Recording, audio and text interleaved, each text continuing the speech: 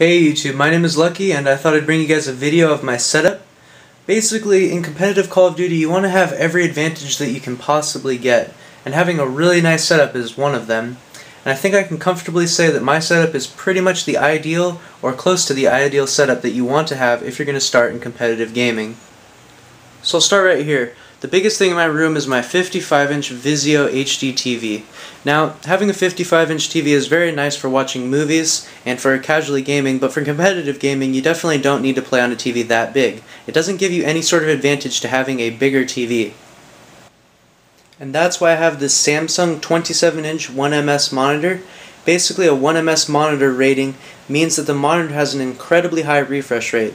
1ms monitors didn't even exist until a few months ago. The first one to come out, I believe, was a ViewSonic 1ms, and this is the Samsung. This is the second one to come out, and it has an incredibly high refresh rate, which basically means that as the console produces the game into your screen, the screen itself has to refresh its picture a certain number of times per second. And if it does a slow refresh rate, then you could experience some screen lag. And so a 1ms rating means basically that the refresh rate is almost as high as it can possibly be, and so you're going to experience no screen lag at all. And so this is an incredibly good monitor for competitive gaming, and I use it every time I play online competitively because it's such a good monitor. It's going to help you a lot. This TV right here is only 6 months old. The 55-inch is only 6 months old, but I can actually notice a difference when I'm playing on the monitor and when I'm playing on the TV itself. I can actually notice a slight bit of screen lag. It's very small, almost undetectable, but I can definitely see it when I play, and that's why I always choose to play on my monitor, and I play with an HDMI cable. Alright, down here you'll see a wired Xbox 360 controller. I always choose to play wired if I possibly can. I did play with this for a while when I played on PS3. It's a PS3 controller that is wired, but it's in the shape of an Xbox 360 controller. As you can see there's the PS3 buttons, but the shape of it is the shape of an Xbox 360 controller.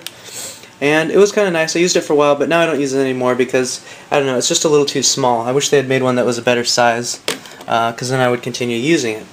There you can see there's another Xbox 360 controller. I'm not playing online right now, so I'm just using the wireless one. And there's my PS3. One of my PS3s, there's my Xbox. And there's the other PS3. One of the PS3s has issue with overheating, and so that's why I have two. Back there you can see I have some control freaks. Basically those are extensions that you can put on top of your controller. I'll go ahead and pick one up. Basically you put it on top of your controller and it'll give you a little bit more accuracy, supposedly. I don't use it particularly. Some people do. Some people like them. But I don't use it. I tried it and I just don't like it very much. So down there you can see my wireless router. It's very important to hook up your internet black box, which is right there. Mine's Comcast. It's very important to hook that up into the wireless router and then use a direct Ethernet cable connection to each of your consoles. As you can see there, I've got 3 consoles hooked up, and so I have the Ethernet cables leaving the back, going to each console and to my desktop. And so it's very important to play with a wired connection instead of a wireless connection for competitive gaming. Now, there's my little box for my Triton AX Pros.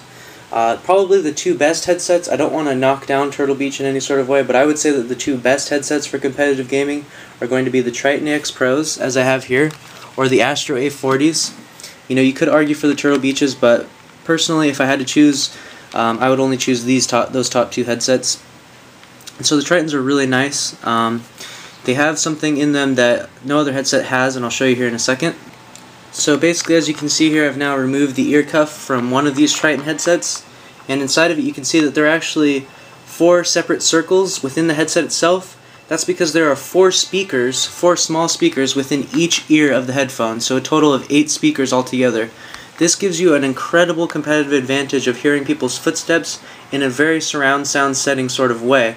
If you can one, hear people's footsteps because it's a headset, and 2, you can hear exactly where they're coming from at because it's so surround sound because of the 8 speakers. And so I personally recommend the Triton AX Pros as the #1 headset to use, but you know, the Astro A40s are also very nice.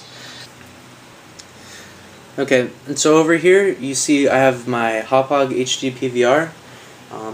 It basically connects into my TV and then connects into the console, and so that I can record all my gameplay in HD.